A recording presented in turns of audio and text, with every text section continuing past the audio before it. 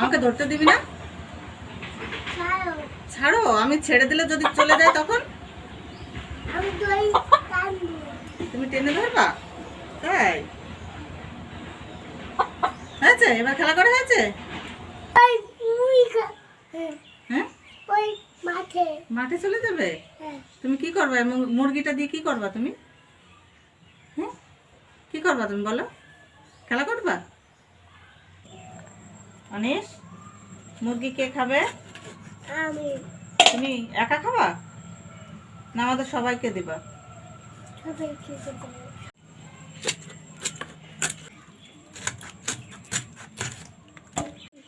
মোরগ কাটছি। কে খাবে?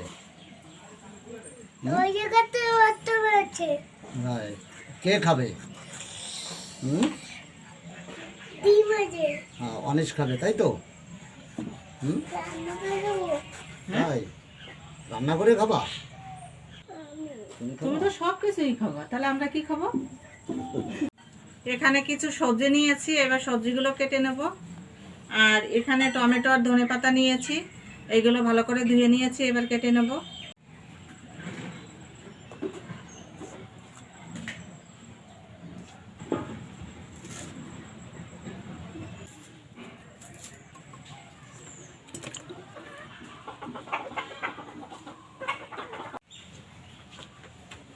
বাপরে, কারা চলে এসছে?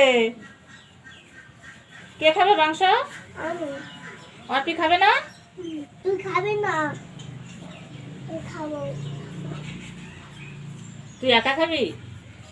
কেন অর্পিকে দিবি না কেন? ও আমার খাবার দেয় নাই। ও মিথ্যা কথা বলছে। ছাই উঠাই দেবে। আমি কি বলছি অনিশ? আর বাবা আই মা ছাই উঠাই দেবে। কিসের ছাল উঠাই দেবে?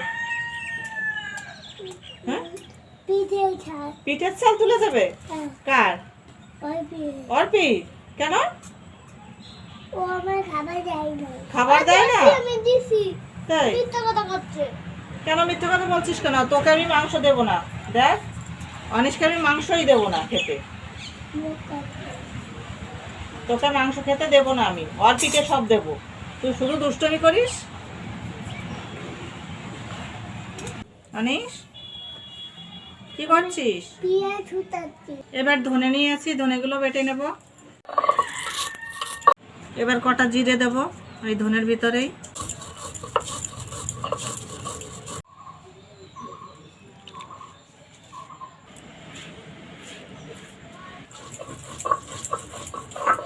ধনে আর জিরেটা বাটা হয়ে গেছে, এবার নামিয়ে নেব।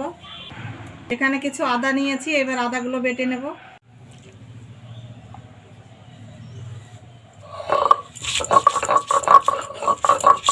আদাটা বাটা হয়ে গেছে, এবার নামিয়ে নেব।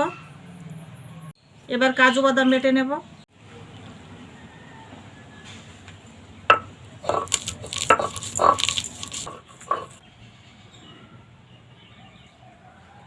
এবার পেঁয়াজ আর রসুন বেটে নেব।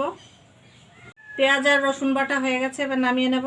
এবার কটা শুকনো লঙ্কা বেটে নেব।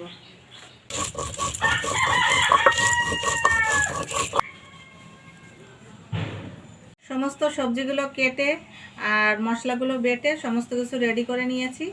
এবার চিকেনটা ম্যারিনেট করে নেব। 1 চামচ লবণ দেব, 1 চামচ হলুদ গুঁড়ো, কাশ্মীরি লাল লঙ্কা 1 চামচ, জিরে গুঁড়ো 1 চামচ, ধনে গুঁড়ো 1 চামচ, গোটা রসুন দেবো 2টো, ধনে আর জিরে বাটা, আদা বাটা, কাজু বাদাম বাটা, পেঁয়াজ আর রসুন বাটা। এবার দিয়ে দেবো লঙ্কা বাটা, ধনে পাতা কুচি, আর পাতাটা একটু এভাবে মেখে নেব। টমেটো কুচি, এবার দেবো সরিষার তেল, পেঁয়াজ কুচি। এবার চিকেনটা ভালো করে ম্যারিনেট করে নেব।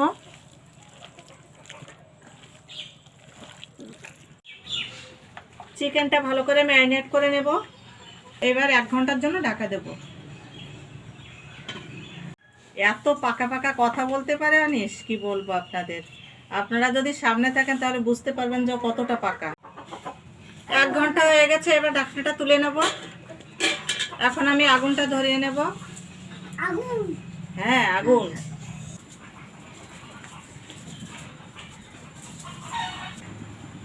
বাবা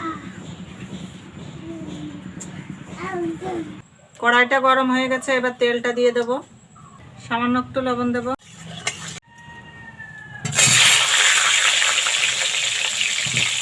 2 মিনিটের জন্য একটু ঢাকা দেব। 2 মিনিট পর ঢাকনাটা তুলে 1 চামচ হলুদ দিয়েছি, ক্যামেরাটা অন করতে মনে ছিল না। আলুটা ভাজা হয়ে গেছে, এবার নামিয়ে নেব। মাটির হাঁড়ি বসিয়ে দিয়েছি, আজকে মাটির হাঁড়িতে রান্না করব। আর মাটির হাঁড়ি রান্না কি বলবো আপনাদের, আপনারা বাড়িতে ট্রাই করবেন। মাটির হাঁড়ি রান্নাটা খেতে কিন্তু দারুণ লাগে। আর এর আগেও আমি মাটির হাঁড়িতে আপনাদের সঙ্গে রান্না করে শেয়ার করেছি, তো সেদিন খুবই ভালো লেগেছে খেতে, তার জন্য আজকেও আমি মাটির হাঁড়িতে রান্না করছি। হাঁড়িটা গরম হয়ে গেছে, এখন তেলটা দিয়ে দেবো। তেলটা এইভাবে চারিদিকে একটু ছড়িয়ে দিলাম। এবার দেবো গোটা গরম মশলা, 2টো শুকনো লঙ্কা আর তেজপাতা। এবার দেবো গোটা জিরে। এবার দিয়ে দেবো পেঁয়াজ। পেঁয়াজটা একটু লাল করে ভেজে নিয়েছি, এবার চিকেনটা দিয়ে দেবো।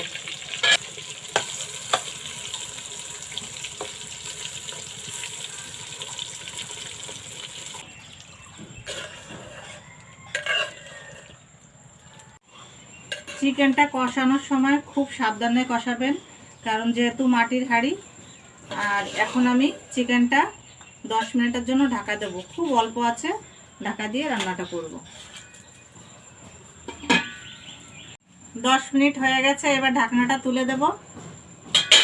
10 মিনিটের জন্য আবার ঢাকা দেব, আর খুব অল্প আছে রাখবো, আর নিচ থেকে লেগে না যায় সেটা খেয়াল রাখতে হবে। 10 মিনিট হয়ে গেছে, এবার ঢাকনাটা তুলে দেব।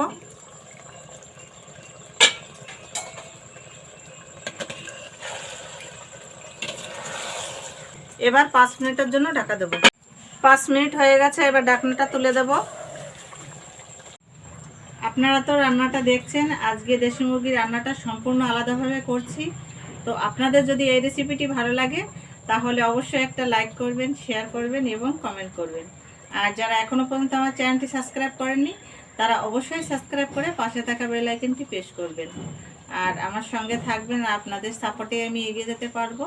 তাহলে আপনারা রান্নাটা দেখতে থাকুন। মোট 25 মিনিট এখানে ঢাকা দিয়েছি। আর ঢাকনাটা যখন দিয়েছি মাঝে মধ্যে তুলে একটু নেড়ে দিয়েছি, কারণ নিচ থেকে লেগে না যায় সেটা খেয়াল রাখতে হবে। আর এখন আলুগুলো দিয়ে দেব। এইভাবে আস্তে আস্তে চিকেনটা কষে নেব। এখন আপনারা চিকেনে যে জলটা ছিল অনেকটা টেনে গেছে, চিকেনটা কষানো হয়ে গেছে, এবার জলটা দিয়ে দেব। এবার লবণ দিয়ে দেব 2 চামচ।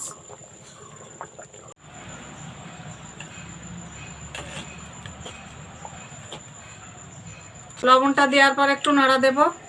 এবার 2 মিনিটের জন্য একটু ঢাকা দেব। 2 মিনিট হয়ে গেছে, এবার ঢাকনাটা তুলে দেব। দেখুন আপনারা আলুগুলো কত সুন্দর গলে গেছে। এবার নামানোর আগে গরম মশলা গুঁড়ো দেবো 1 চামচ।